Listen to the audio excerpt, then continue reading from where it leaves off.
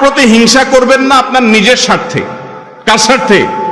কারণ হিংসা ছাড়লে আপনার আরাম হবে, আর হিংসা করলে আপনার ব্যারাম হবে, কষ্ট হবে, দুঃখ বাড়বে, জ্বালা শুরু হবে, হার্ট অ্যাটাকও করতে পারেন। ঠিক না বে ঠিক? আল্লাহ তাআলা আমাদের সবাইকে অন্তরের এই গুনাহ এবং অপরাধ থেকে বেঁচে থাকার তৌফিক দান করুন। হিংসা এটা একটা গুনাহ, সগীরা গুনাহ না, কবিরা গুনাহ।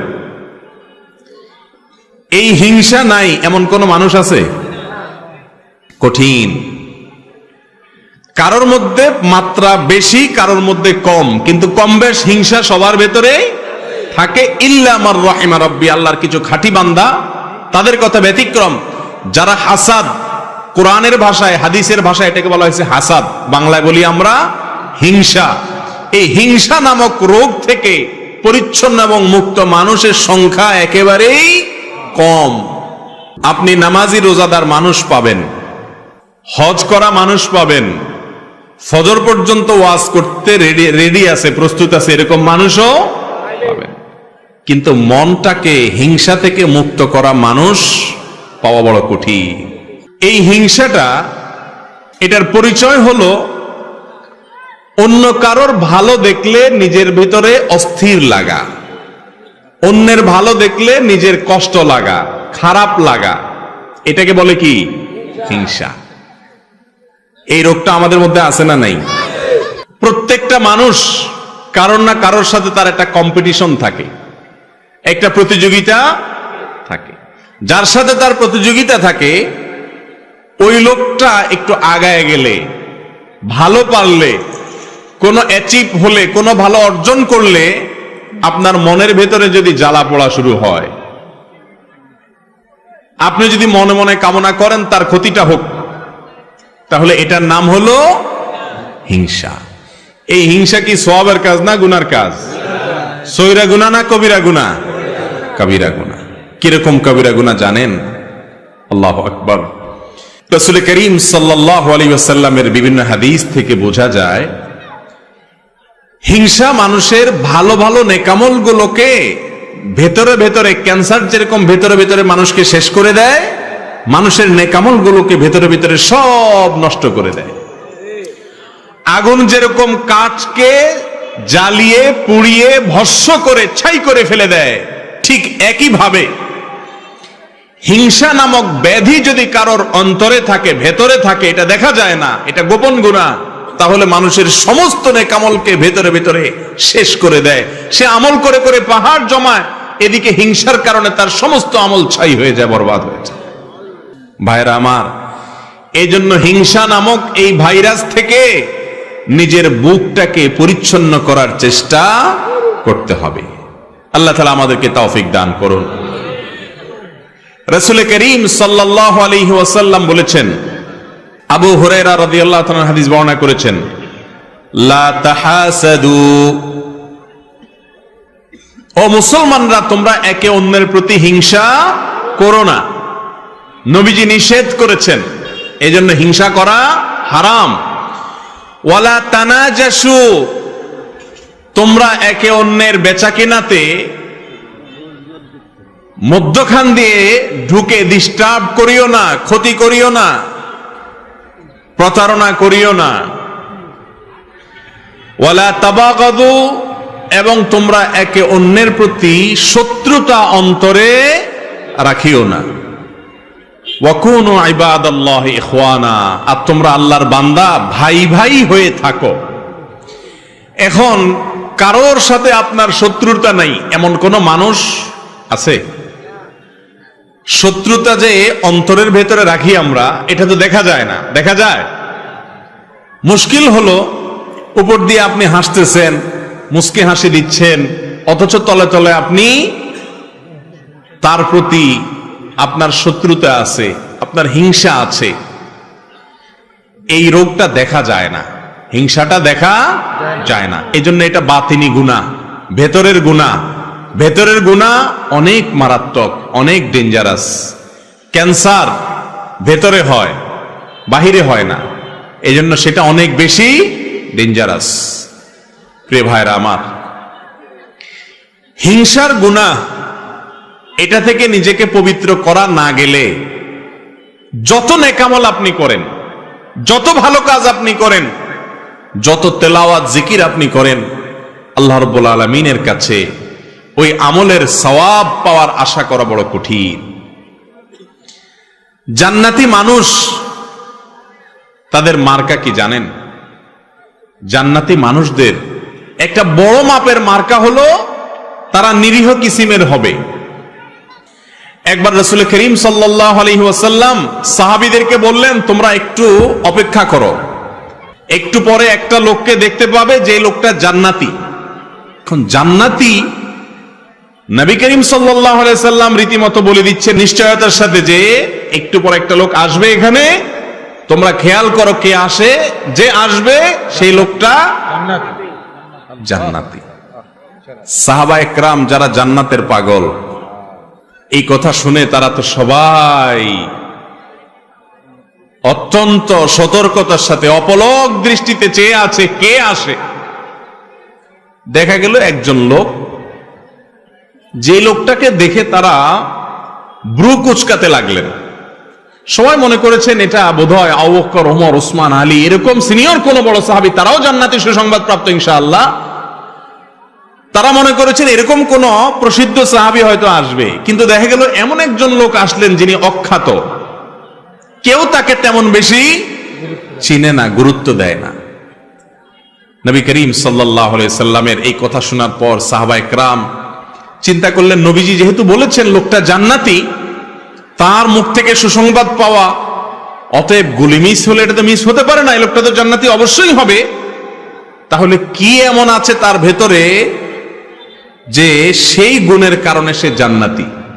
এই জন্য সাহাবা একরাম দের একটা দল কয়েকজন মিলে ওই সাহাবীর বাসায় সিসি ক্যামেরা বসাইলেন। সিসি ক্যামেরা মানে আজকালকার যুগে সিসি ক্যামেরা না, মানে মনিটরিং বসাইলেন।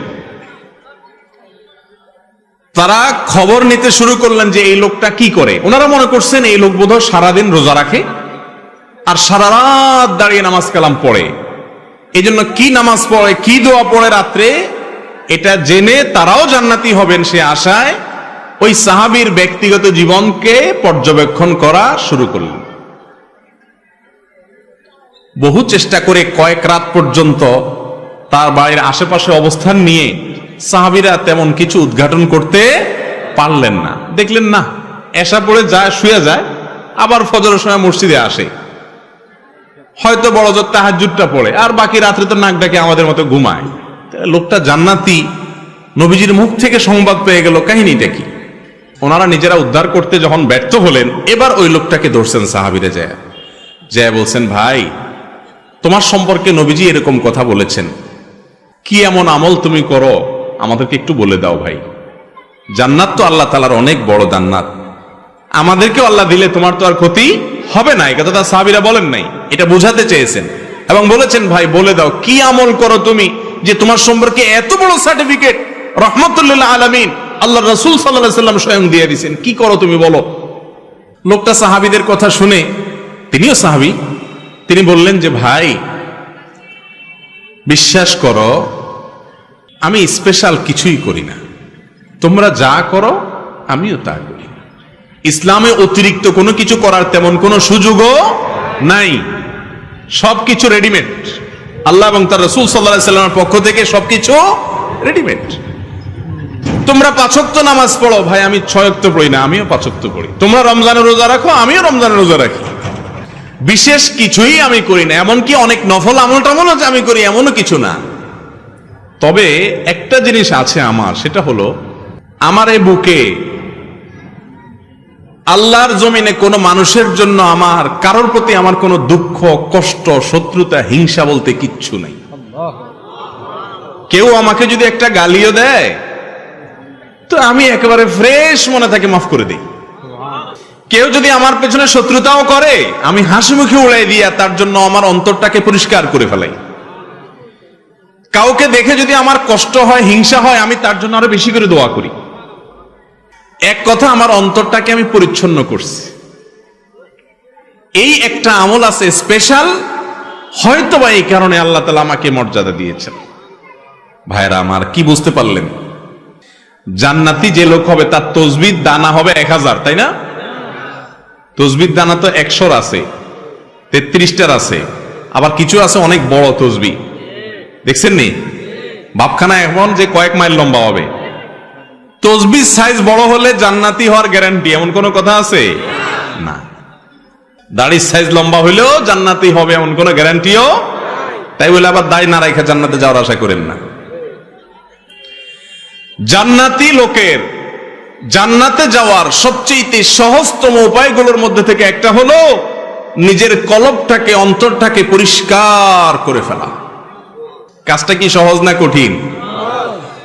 সহজ বলতেছেন?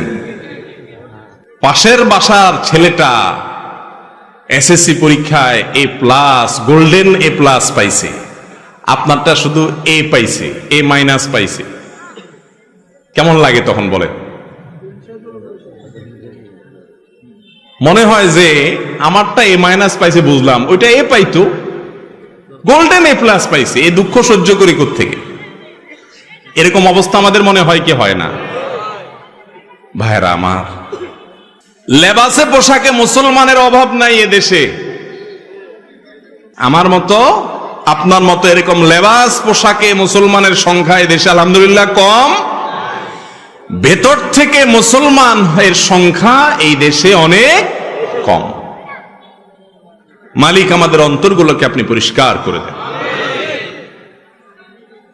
একজন খাঁটি মুসলমান, একজন জান্নাতি মানুষের অন্তরে কারোর প্রতি শত্রুতা, বিদ্বেষ, হিংসা থাকতে পারে না। মানুষ শত্রুতা করবে, চলতি পথে বহুত লোক আপনার শত্রুতা করবে, সবাই তো ফেরেশতা না, কিন্তু আপনার কাজ হলো সবার জন্য ক্ষমার দরজাটাকে একেবারে উন্মুক্ত করে দেওয়া। ভাইরা আমার, হিংসুক যখন অন্যের ভালো দেখে হিংসা করে, তখন কি সে নিজে সুখী হয় না দুঃখী হয়? আরো কারোর ভালো দেখে যদি আপনার ভেতরে জ্বলে, গ্যাস্ট্রিকের কারণে ভেতরে জ্বললে যেরকম কষ্ট হয়, কারোর ভালো দেখলে ভেতরে জ্বললে সে জ্বালাতেও নাকি ভালো লাগে? কষ্ট হয়। ইবলিস আপনার আমার এত জঘন্য শত্রু যে সে সব সময় আমাদের যেটাতে কষ্ট হয় সেদিকে নিয়ে যায়। এখন কথা হলো আমাদের অন্তরে হিংসা আছে কিনা এটা বুঝবেন কিভাবে? এটা বোঝার একটা ছোট্ট মিটার আছে। মিটার দেব, মিটারটা ফ্রি, কোনো পয়সা কই লাগবে না, মিটারটা সবাই বুঝে নেন। মিটারটা হলো আপনার সাথে যাদের কম্পিটিশন আছে না, এই যে মিডিয়ার ভাইরা ক্যামেরা কতগুলো সেট করে বসে আছে, ওনাদের মধ্যে পারস্পরিক কম্পিটিশন আছে না? কার চ্যানেলে কত বেশি সাবস্ক্রাইবার হয়, কত বেশি ভিউ হয়। এখন মনে করেন এক ক্যামেরাওয়ালা ভাই দেখলো আরেক ক্যামেরাওয়ালা ভাইয়ের চ্যানেলে ভিউর পরিমাণ অনেক বাড়ছে, তখন যদি তার ভেতরে কষ্ট হয়, চিনচিন করে একটু জ্বলে বুকের ভিতরে, তাহলে বুঝতে হবে কি হচ্ছে? হিংসা হচ্ছে। ওনাদেরটা দিয়ে বুঝাইলাম, আপনারা জোরে জি বলে নিজেদেরকে পাক মনে করেন না, আমরা সবাই এই রোগের রোগী। একজনের ভালো দেখার পরে যার সাথে আপনার কম্পিটিশন হয়, প্রতিবেশীর সাথে হয়, ভাই বোনে হয়, এমনকি বন্ধু বান্ধবের মধ্যে হয়, আলেমদের মধ্যেও আর একটু বেশি হয়, ঠিক না বে? ঠিক। ভালো দেখতে পারে না। একজনের মাহফিলে লোক বেশি হলে আরেকজন বলে যে আমি দেখাই দিতাম চান্স পাইলে। এই সমস্ত রোগ আমাদের মধ্যে আছে না নাই? আল্লাহু আকবার। ভাইরা আমার, এই হিংসা এত ডেঞ্জারাস ইবাদত, এত ডেঞ্জারাস অপরাধ, গুনাহ, যে এটা দেখা যায় না। ইয়া বড় দাড়ি, লম্বা রুমাল, বিশাল বড় পাগড়ি, লম্বা জুব্বা, সবই ঠিক আছে, কিন্তু ভিতরে ভিতরে হিংসার ডিব্বা। হতে পারে কি পারে না বলেন? ভাইরা আমার, অন্যের ভালোর খবর শোনার পরে, কারোর ভালো দেখার পরে যদি ভেতরটা চিন করে জ্বলে ওঠে, তাহলে এই মিটার দিয়ে বুঝবেন যে আপনার অন্তরে কি আছে? হিংসা নামক রোগ আছে। এই রোগ অন্তরে থাকলে আপনি কখনো সুখী হতে পারবেন না। আরেকজনের ভালো দেখার পর যদি আপনার ভেতরে কষ্ট হয়, এর মানে হলো আপনার ভেতরে কুফরির দানা আছে। কিসের দানা? কুফুরির দানা। কুফুরি বুঝেন? আল্লাহ তাআলাকে অস্বীকার করা। কত ডেঞ্জারাস বিষয়। আল্লাহর অস্বীকারের দানা আছে আপনার ভিতরে, কিভাবে বুঝবেন? আল্লাহ রাব্বুল আলামিন যদি ওনাকে কোনো ভালো কিছু দেয়, অনেক ভালো কিছু দিলেন, এটা দিছে কে? আল্লাহ। আপনার যদি জ্বলে, আপনার যদি কষ্ট হয়, আপনার ভেতরে যদি অস্থিরতা লাগে, পেরেশানি লাগে, চিনচিন করে, হিংসা হয়, তার মানে আল্লাহর যে ফয়সালা, আল্লাহর যে বন্টন, আল্লাহ যে তাকে দিয়েছেন, আপনি আল্লাহর এই ফয়সালাকে মানতে পারতেছেন না। এটা এক প্রকারের অস্বীকৃতি না? এই জন্য বললাম, হিংসা এই রোগটি মূলত মানুষের অন্তরে কুফুরির দানা থেকে সৃষ্টি হয়। আমরা হয়তো খেয়ালও করি না, সবাই কম বেশি রোগের রোগী। সৃষ্টি জগতে প্রথম অপরাধ কি হয়েছে জানেন? গোটা সৃষ্টি জগতে আল্লাহর প্রথম নাফরমানি কোনটা হয়েছে জানেন? কোন গুনাহটার শব্দ হয়েছে বলতে পারেন কেউ? হিংসা দিয়ে যেহেতু আলোচনা করতেছি, অতএব এটাই হবে। চালাক আছেন আপনারা? হ্যাঁ ভাই, আল্লাহ সৃষ্টি জগতে সর্বপ্রথম অপরাধ সেটা হলো এই হিংসা। মিস্টার ইবলিস যখন আল্লাহ তাআলা তাকে সিজদা করার নির্দেশ করলেন আদমকে, তার ভিতরে কি হয়েছে? হিংসা হয়েছে। খলাকতানি মিন নার ওয়া খলাকতাহু মিন তিন। তাকে মাটি থেকে তৈরি করছেন আল্লাহ, তাকে আমি সিজদা করব, এত মর্যাদার মাটির। হিংসা হয়েছে। এই হিংসার পরবর্তী গুনাহটা হয়েছে তাকাব্বুর, অহংকার। সেখান থেকে হয়েছে কুফরি। হিংসার মতো অপরাধ, যেটাকে আমরা অপরাধ মনেই করি না, জেনাকে অপরাধ মনে করি, চুরিকে অপরাধ মনে করি, মাদককে অপরাধ মনে করি, নামাজ ছাড়াকে অপরাধ মনে করি, বেপরদাকে অপরাধ মনে করি, গালিগালাজকে অপরাধ মনে করি, মানুষ হত্যাকে অপরাধ মনে করি, কারণ এগুলো সব দৃশ্যমান। কিন্তু হিংসা নামক অপরাধ, যে অপরাধ ছোট কোনো অপরাধ নয়, আমল বিনাশী অপরাধ, সেটাকে আমরা অপরাধ মনে করি না। ভাইরা আমার, আজ থেকে আপনার বুকে নিজে হাত দিয়ে চিন্তা করবেন, কল্পনা করবেন, ভাববেন কারোর ভালো দেখলে আপনার জ্বলে কিনা। পারবেন না ইনশাআল্লাহ? যে যদি দেখেন যে হ্যাঁ কারোর ভালো দেখলে আপনার ভেতরে জ্বলে, তাহলে বুঝতে হবে আপনার ভেতরে হিংসা আছে। এটাকে নোট করে ফেলবেন। নোট করার পর প্রতিজ্ঞা করবেন যে এই হিংসা আমি দূর করব। দূর করা ভেরি ইজি। রোগ ধরাটা হলো মূল। আপনি যদি ধরতে পারেন যে আপনার অন্তরে অমুকের প্রতি হিংসা আছে, ওনার প্রতি হিংসা আছে, যদি আপনি ধরতে পারেন, তাহলে ইনশাআল্লাহ ট্রিটমেন্ট ভেরি ইজি। আমি ট্রিটমেন্ট বলতেছি একেবারে সহজ, কিন্তু আগে আপনাকে খুঁজে বের করতে হবে কার প্রতি আমার হিংসা হয়। খুঁজে বের করার পর দ্বিতীয় কাজ হলো চিন্তা করবেন, আমি যদি হিংসা করি তাহলে কেমন যেন আমি আল্লাহর ফয়সালাকে অস্বীকার করলাম। ঠিক না? ঠিক বলেন। আল্লাহ তাআলা পাশের বাসার আমার প্রতিবেশীর ছেলেকে মেয়েকে ভালো রেজাল্ট দিয়েছেন, এই দানটা তো আল্লাহর, তো আমার আল্লাহ দিয়েছেন, আমার যদি কষ্ট লাগে তার মানে আল্লাহর বন্টনটাকে আমি মানলাম না। ডেঞ্জারাস ব্যাপার, কুফরি। এটা মানুষকে আস্তে আস্তে ওই ইবলিসকে যেরকম কাফের বানিয়ে দিয়েছে, আস্তে আস্তে মানুষকে কুফরি পর্যন্ত নিয়ে যায়। এই কথার যখন চিন্তা করবেন, তখন ইনশাআল্লাহ নিজের ভেতরে হিংসা দূর হওয়ার প্রাথমিক পদক্ষেপ চলে আসবে, যে এটা তো আল্লাহর বন্টন, আমি হিংসা করে কি লাভ হবে?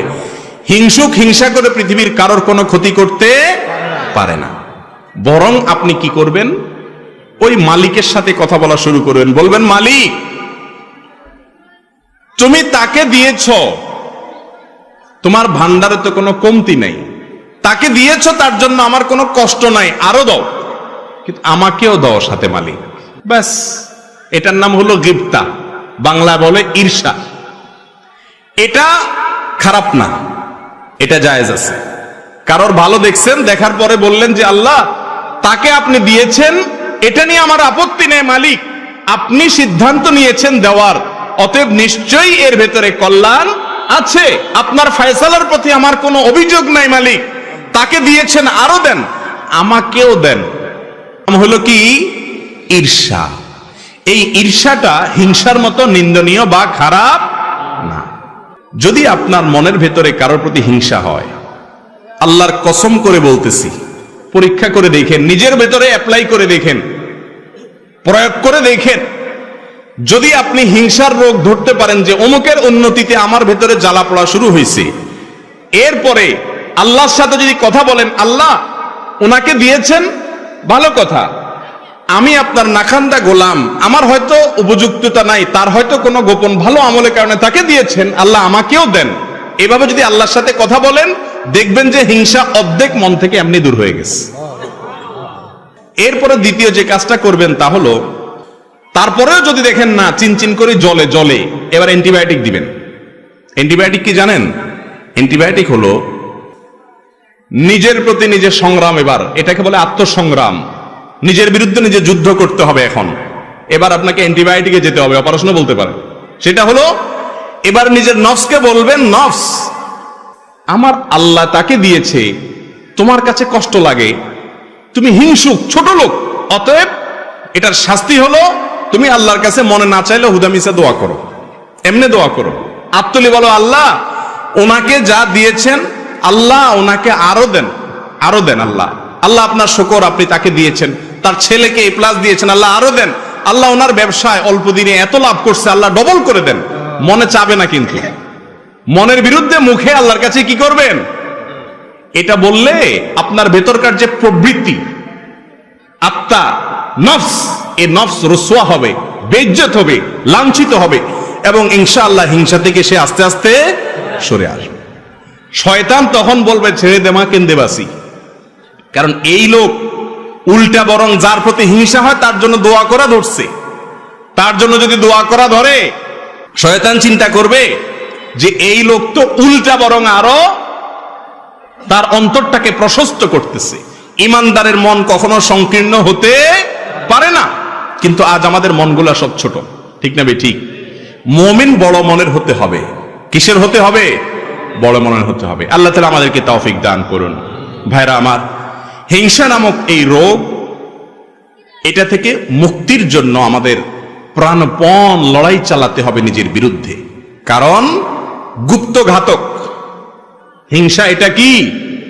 গুপ্ত ঘাতক। ধূমপান, এটাকে বলা হয় গুপ্ত ঘাতক।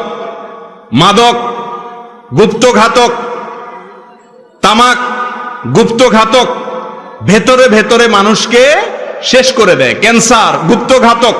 ঠিক তেমনি ভাবে একজন ইমানদারের জন্য, তার আমলের জন্য, তার ইমানের জন্য গুপ্ত ঘাতক হলো হাসাদ বা হিংসা। আল্লাহ তাআলা আমাদের সবাইকে, আমাদের অন্তরগুলোকে পরিষ্কার করার তৌফিক নসিব করুন। ভাইরা আমার, কারোর প্রতি যখন হিংসা হবে, আপনি যখন নিজের বিরুদ্ধে সংগ্রাম করে হিংসাটা দূর করতে পারবেন, একটু চেষ্টা করলে দেখবেন যে দূর হয়ে গেছে ইনশাআল্লাহ। দূর হয়ে গেলে দেখবেন আপনার মনের ভিতরে শান্তি আসবে। ওনার উন্নতি দেখলে আর কষ্ট হবে না, তখন কি হবে? শান্তি আসবে। মনে হবে যে আল্লাহ ওনাকে দিয়েছেন, দেখ, আল্লাহ তো অভাব নেই, আমাকেও দেখ। এটা যখন করবেন তখন আল্লাহ তাআলা আপনাকেও ইনশাআল্লাহ দিবেন। আর যদি হিংসা করেন, তাহলে ওনাকে আল্লাহ দিছে, আল্লাহ হিংসুককে কোনোদিন দেয় না। আপনাদের সমাজে আপনারা একটু ডানে বামে খেয়াল করে দেখেন, যারা হিংসা করে আল্লাহ রাব্বুল আলামিন হিংসুকদেরকে কখনো দেন না। ওইগুলা জ্বলে পুড়ে খাসিরাত দুনিয়া ওয়াল আখিরা, আমসালা দুইটাই চলে যায়, দুনিয়া আখিরাত দুইটাই বরবাদ হয়ে যায়। হিংসা করে কোনো লাভও হয় না, আর ভেতর ভেতরে জ্বলে জ্বলে আরো শেষ হয়। ঠিক না ভাই? ঠিক। হিংসা করলে কি মনে শান্তি লাগে? কথা বলেন। কারোর প্রতি হিংসা হলে কি নিজের মনে শান্তি লাগে? মনে অস্থিরতা লাগে না? অতএব কারোর প্রতি হিংসা করবেন না আপনার নিজের স্বার্থে। কার স্বার্থে? কারণ হিংসা ছাড়লে আপনার আরাম হবে, আর হিংসা করলে আপনার ব্যারাম হবে, কষ্ট হবে, দুঃখ বাড়বে, জ্বালা শুরু হবে, হার্ট অ্যাটাকও করতে পারেন। ঠিক না ভাই? ঠিক। আল্লাহ তাআলা আমাদের সবাইকে অন্তরের এই গুনাহ এবং অপরাধ থেকে বেঁচে থাকার তৌফিক দান করুন।